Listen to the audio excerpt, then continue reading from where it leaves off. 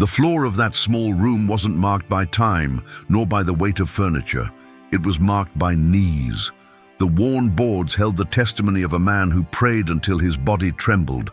They say he sought God with such intensity that his heart moved inside his chest. His name was John Hyde, an American missionary who lived in India at the end of the 19th century.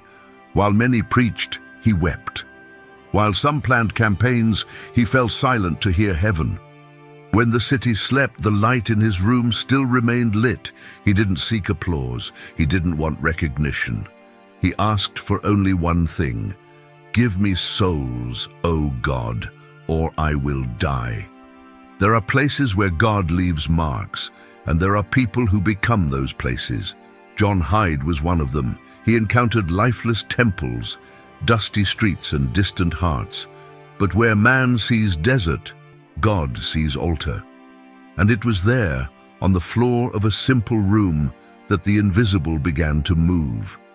Before we continue, tell us where you're watching from. And if this story has already touched your heart, subscribe to the channel and walk with us through the footsteps of the heroes of faith, because the God who heard John Hyde still hears those who pray until the floor trembles. The wind blew cold over the plains of Illinois when in 1865, the second son of Pastor William Hyde was born. The baby received the name John Nelson Hyde. The home was simple, but carried the constant sound of prayers. Every morning, the father read the scriptures in a firm voice, and at night, before the lights went out, the mother would kneel and mention one by one the name of her children before God. John grew up in this silent and reverent environment. While other boys ran through the fields, he lingered at the window, watching his father bow before the home altar. That scene, repeated every day, engraved itself in his mind like a living photograph. There was something mysterious about that gesture.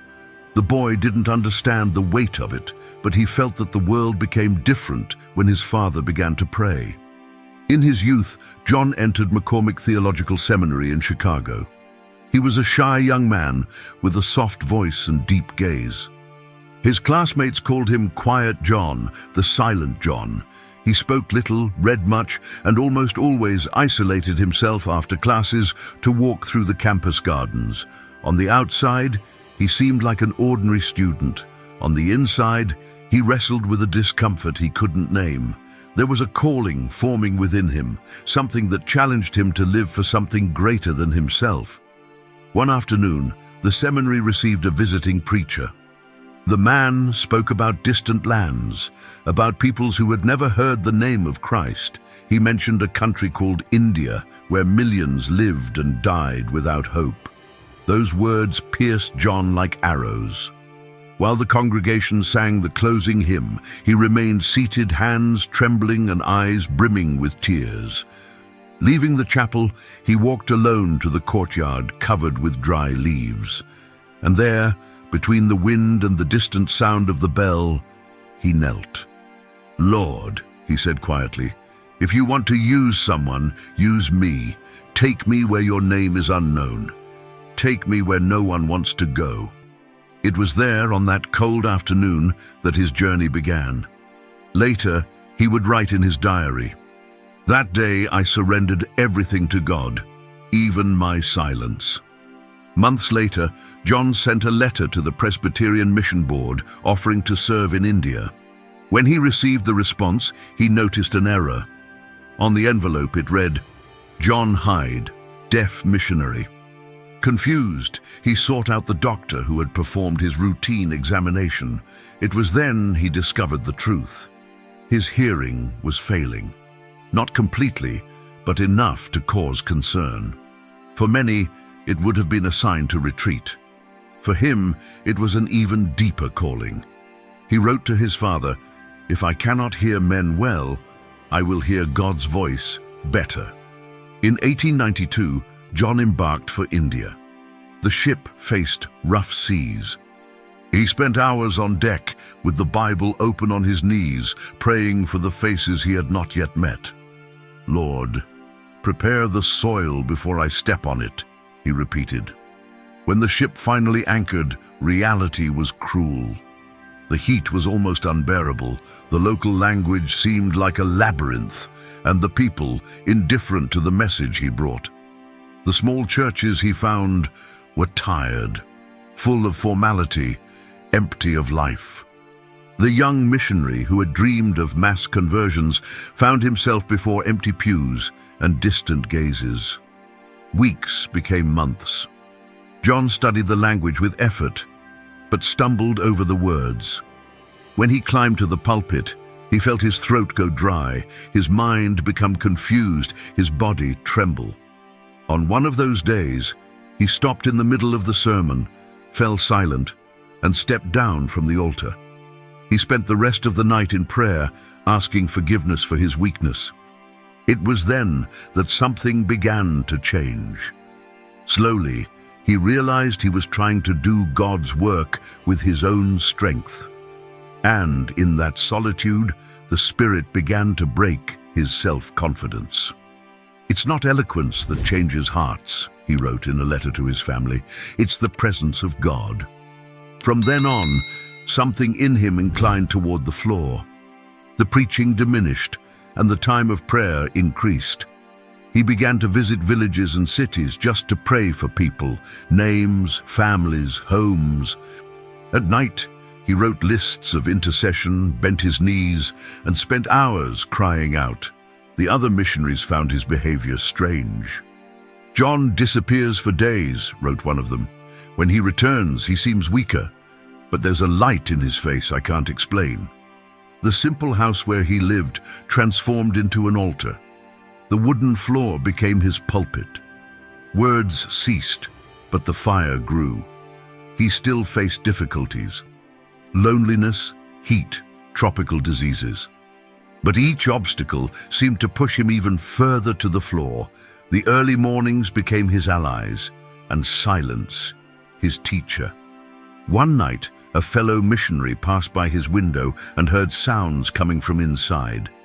They weren't complete phrases, just murmurs broken by tears. He stood there without courage to interrupt. The next day, he wrote in his diary, "I don't know what I heard, but it seemed like heaven itself was being moved." Gradually, something began to happen. In distant villages, people began to seek prayer. Young Hindus and Muslim families, British soldiers and farmers, all asked for the silent missionary to pray for them. And mysteriously, lives began to be transformed. John Hyde still didn't realize it, but God was preparing a revival, not through campaigns or speeches, but through tears. The desert he had found upon arrival was beginning to blossom in an imperceptible way. Once he wrote to his mother, "I feel incapable of everything except praying. Sometimes it's as if an invisible hand pushes me to my knees. I don't understand what God is doing, but I know something is about to happen." That sentence seemed simple, but it was prophetic, because while he felt weak, the Spirit strengthened him. While he lost his voice, heaven gained sound. In the silence of a forgotten field, an intercessor was being born. And the earth was beginning to change, even though no one yet knew. The nights in Punjab were long. The suffocating heat of the day gave way to a dry cold that entered through the cracks in the window. Inside a small room with simple walls, John Hyde remained on his knees, his body bent, his face hidden in his hands. Sometimes exhaustion made him groan. Other times the silence was so deep that only the beating of his heart could be heard. He had come to India to preach, but now he could barely speak. Words in the new language confused themselves, and the people's gaze seemed to pass through him with indifference. Behind the missionary report sent to headquarters, a tired man was hidden. "Nothing flourishes," he wrote. "Hearts are stone, mine weary." Then came the diseases. Tropical fevers left him without strength. One morning, a colleague found him passed out on the floor, surrounded by open pages of the Bible and unfinished letters. When he regained consciousness, Hyde only whispered, "I'm fine. I was praying." But he wasn't fine. His body weakened, his lungs complained, and his face became pale. Loneliness grew like a shadow. He began to wonder if he had understood God's calling. "Why did you bring me here, Lord, to silence me?" His faith wavered. Heaven seemed distant. He prayed and felt no answer. There were nights when he just bent over, without words, waiting for something, anything, to reach him. It was on one of those early mornings that the turning point began. Exhausted, unable to continue, John just remained there, bent over. Time passed. His body ached. His mind faded. Then suddenly, a gentle sensation, like a sweet weight, rested on his shoulders. He didn't hear any voice, but he understood. The prayer he was trying to make transformed into surrender. "Lord," he murmured with tears, "if I cannot be a preacher, make me an intercessor." Those words were like a vow. From that instant, everything changed. John Hyde's ministry ceased to be visible. He no longer preached, no longer organized services. He prayed. The room became his platform, the floor, his altar. He spent hours, then days, in deep prayer. At first, he prayed for minutes, then for hours. In a short time, the early mornings transformed into days. He barely ate, slept little. His body seemed increasingly fragile, but his spirit burned. Neighbors began to notice noises coming from his room. Groans, murmurs, pleas. A missionary wrote, "It was like hearing a man wrestling with the invisible." And in fact, he was wrestling for souls he didn't yet know, for villages he would never visit, for a revival that only existed in faith. A notebook began to fill with names, people he encountered on the roads, curious young people, entire families. He prayed for each one. He bent over, pronounced the name, and wept. Then he crossed out that name with a line. "Answered," he noted. And mysteriously the answers began to come. A mocking man was the first to surrender to Christ. Days later, an entire family sought baptism. A mission report recorded the amazement. Without campaigns, without speeches, only prayer and fruit. John Hyde then began a secret covenant with God. He called it "My Prayer Commitment." In the first year, he asked the Lord to grant him at least one conversion per day.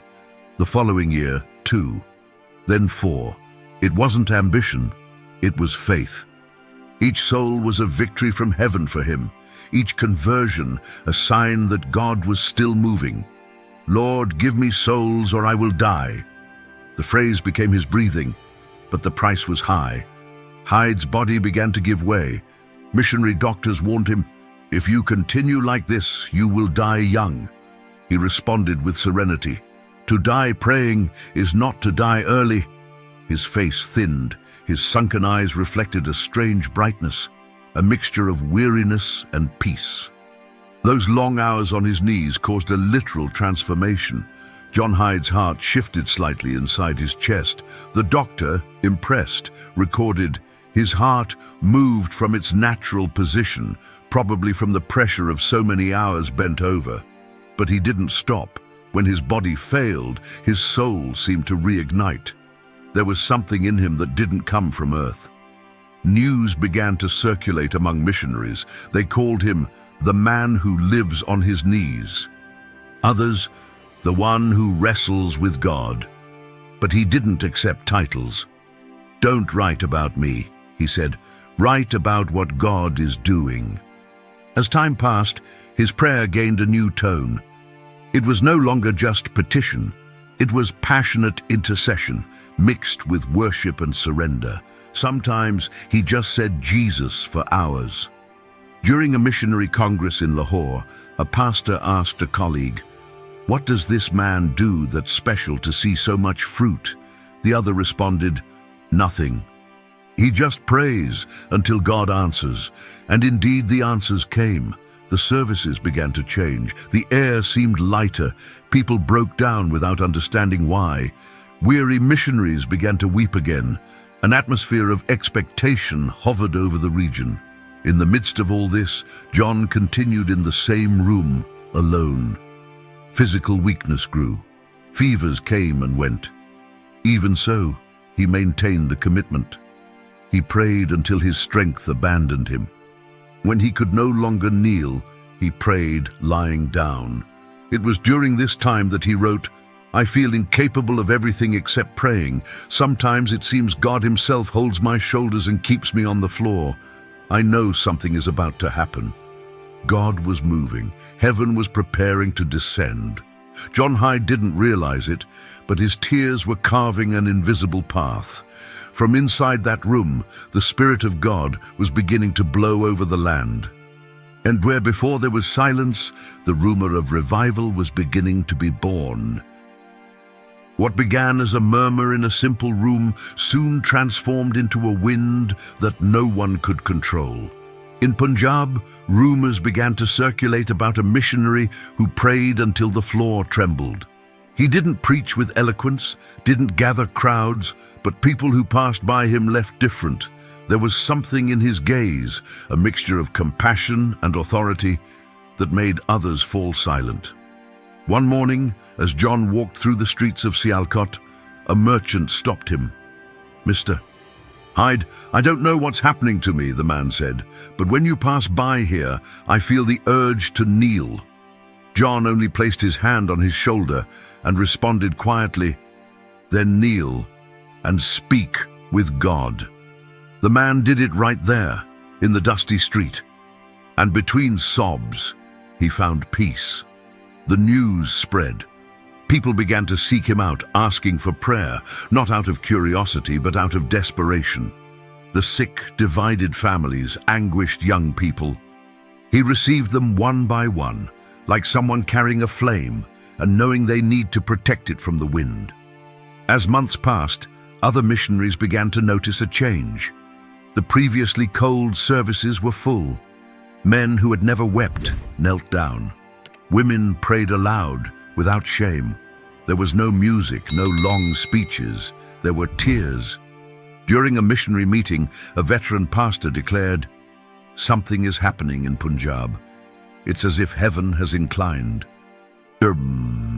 And at the center of this silent move was that thin man with gentle speech, whom many considered too weak for the mission field. John Hyde avoided any spotlight. When they began to call him the man who prays, he refused firmly. "Don't look at me," he said. "Look at the God who answers." But the movement grew. The heat of prayer spread like fire in dry straw. At each meeting, more people surrendered. Weary pastors returned to seek holiness. Young people gave their lives to mission. There was a collective, spontaneous, almost uncontrollable brokenness. The decisive point came in 1904 during a Christian convention in the city of Sialkot. Hundreds of missionaries, pastors, and local leaders gathered to pray and discuss the challenges of the work. The atmosphere was solemn but lukewarm. Something was missing. That morning, while everyone was preparing for the first sermon, John Hyde wasn't in the auditorium. He had retreated to a small room in the back. Kneeling, he remained in silence. Someone saw him and tried to call him, but he just waved his hand. "I'm busy with the Lord." When the preacher climbed to the pulpit, he began to speak with a firm voice. But a few minutes later, something happened. He stopped. The words simply wouldn't come out. The audience waited, confused. Suddenly, tears began to stream down the preacher's face. He tried to continue, but couldn't. The entire room plunged into a thick silence. Then from various corners, sobs began to be heard. Men and women fell to their knees. Weeping took over the place. No one could explain it. Later, someone would say that, at that moment, John Hyde was praying intensely in the room next door. There was no music, no appeal, only a deep brokenness. The Spirit of God had descended. The Sialkot revival began like this, without planning, without microphone, without applause, only prayer. For days, the meetings extended into the early morning. People confessed sins, reconciled, sought forgiveness. The air seemed charged with an invisible presence, and the movement spread throughout the entire region. Meanwhile, John remained hidden. He avoided praise, fled from cameras and newspapers. When someone found him after a meeting and hugged him saying, "Brother, you brought heaven to earth," he responded calmly, "No, my brother. I just knocked until heaven opened the door." But the price of fire was the body. The long hours of prayer, lack of rest, and irregular eating began to take their toll. His pale face, weak heart, bent body. Doctors insisted he stop, at least for a time. He responded, "If the Lord calls me to rest, I will rest. But until then, I will pray." One night during a meeting in Amritsar, he felt a sharp pain in his chest. He fell to his knees and was supported by two friends. When he caught his breath, he whispered, "The fire is not mine, it's his." And he continued praying. Even ill, his spirit seemed more alive than ever. In a letter sent to a fellow missionary, he wrote, "Sometimes I think my strength has run out. But then, when I begin to pray, something greater sustains me. The body may weaken, but the fire doesn't go out." The Sialkot revival spread through villages, cities, and entire regions. What began in a small room became a movement of repentance and holiness. People who had never met knelt side by side. Previously divided pastors reconciled in tears. For months, the churches remained full. There were spontaneous songs, prayers without script. The sound of voices mixed with the noise of wind in the windows, as if creation itself were worshipping. A British reporter sent to cover what he called a religious phenomenon described, "There is no main speaker, there is no visible direction, only an intense feeling that God is here." John Hyde never sought recognition, but unwittingly he became the symbol of a revival that marked generations. In 1908, when asked what the secret of his ministry was, he responded, "There is no secret, there is surrender." As years passed, his health worsened. His hands trembled, heartbeats became irregular. Still, he maintained the same rhythm: prayer, intercession, tears. During a period of convalescence, a missionary doctor examined him and discovered that his heart had literally shifted from its natural position. "It appears to have been pushed to the left side of the chest," the doctor said. When they told him, Hyde smiled. "Perhaps," he responded, "God just wanted to open more space for himself." Even on his most fragile days, he didn't give up. He said, "As long as there is breath, there will be prayer." And indeed, the fire that consumed him didn't destroy him. It purified. The revival continued. Churches flourished, families were restored, young people were sent to the mission field. There was a new sound in Punjab, the sound of a people in brokenness. And at the center of that sound was the distant echo of John Hyde's prayers, the man who fell silent before the world so heaven could speak louder. At that time, few understood what was really happening. Only years later would they realize that the tears poured out in that room had become the rain that would water an entire generation. The fire had descended, and nothing would ever be the same. John Hyde's body was fading, but his spirit burned like never before. Doctors insisted he return to the United States for treatment. He resisted. "As long as there are souls without Christ, I cannot stop," he said. But the pain in his chest became unbearable. The heart, already displaced by years of prayer, was beginning to fail. In 1911, after almost 2 decades in India, John finally agreed to return. The journey was long. During the trip, he remained silent, with the Bible open on his lap. A travel companion recounted that one night he saw him awake looking at the sea. "Does the Lord still hear from the other side of the ocean?" he asked him. Hyde responded with a tired smile. "He hears from anywhere, as long as it's from the floor." Upon arriving in the United States, he was taken to a hospital in Chicago. Doctors surrounded him, intrigued by his condition. The diagnosis was clear.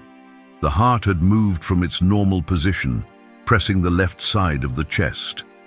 The body was too weak. But his face, that pale and serene face, retained an inexplicable peace. Even there in bed, he continued to pray. He didn't ask for healing, didn't ask for rest. He just repeated the same cry, "Lord, give me souls, one more still." The nurses, accustomed to groans of pain, found this man strange who wept in silence, as if conversing with someone invisible. One morning, a friend visited him and found him with an unusual brightness in his eyes. "John, if you could start all over again, what would you do differently?" Hyde remained silent for a few seconds, then responded with a weak voice, "I would pray more. If I could live again, I would pray more." Those were his last recorded words. A few days later, on February 17, 1912, John Hyde departed in peace. He was only 46 years old. The weary body finally rested, but the echo of his prayers would continue resonating far beyond what he imagined. At the funeral held in Illinois, there were no long speeches. A pastor read a passage from the letter to the Hebrews, "And he still speaks after death." There were tears, but also a kind of silent joy. It was as if everyone knew that this man hadn't simply died. He had been gathered as an offering. As the coffin was lowered into the earth, an Indian missionary who had traveled especially for the wake whispered, "He prayed until his heart changed position, and we changed with him." The impact of his life crossed time. Missionaries awakened, entire churches were transformed. The revival that began with his tears spread across generations. Even decades later, Christian travelers passing through Punjab said they felt something different in that soil. "There are places," wrote one of them, "where the air still seems charged with prayer." Reports of healings, reconciliations, and new conversions continued to emerge. Young people who had participated in the Sialkot convention became spiritual leaders, spreading the fire they had witnessed. The flame didn't go out, it only multiplied. In the following years, books, articles, and testimonies began to circulate. Many tried to explain the John Hyde phenomenon. Some called him a mystic, others a fanatic. But those who had prayed beside him knew the truth. John didn't seek ecstasy, he sought communion. He didn't want to be remembered, he wanted God to be known. One of his companions summarized it this way: "There was something of heaven in him, but it wasn't distant, it was real, palpable. To be near him was to remember that God is accessible." Time passed, but the name John Hyde became synonymous with intercession. In seminaries, churches, and missions, his story was told not as legend, but as reminder. The man who lived on his knees taught us that true power isn't in eloquence, but in surrender. Decades later, an English preacher visited the old room where he had lived in India. The wooden floor was still worn. In the center, the sunken boards revealed the exact place where Hyde knelt. The visitor fell to his knees and began to weep. "Lord," he said, "give me a part of what you gave this man." That floor, stained by tears, became a symbol, a silent reminder that God still answers those who pray with inclined hearts. John Hyde's legacy wasn't a religious empire nor an organized movement. It was an invitation, a call for every believer to return to the place where fire descends, the floor of prayer. And it's there, in the secret place, that the story continues. Because although John's body returned to dust, his prayers didn't die. They continue echoing every time someone bends their knees and says, "Lord, give me souls, or I will die." Perhaps the modern world doesn't understand a man like this. Perhaps it seems excessive to live to pray, but before eternity, it's not haste that weighs. It's the silence of those who stopped crying out. What if the next revival doesn't come through programs, but through knees bent in a simple room? What if the wind that blew in Punjab is still waiting for new intercessors? There are stories that end in books, but there are others that remain alive, whispering between generations. John Hyde's is one of them.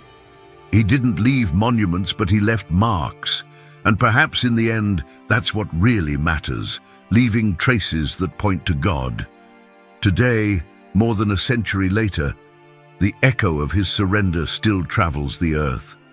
There are pastors praying in silence, mothers interceding for children, young people crying out for revival. Each tear that falls in secret carries something of that same spirit. And as long as there is someone willing to pray until the floor trembles, John Hyde's legacy will remain alive. Because the same God who heard that man in the silence of India still hears those who, anywhere in the world, choose to bow and say, "Lord, make me an intercessor," and heaven still inclines to listen.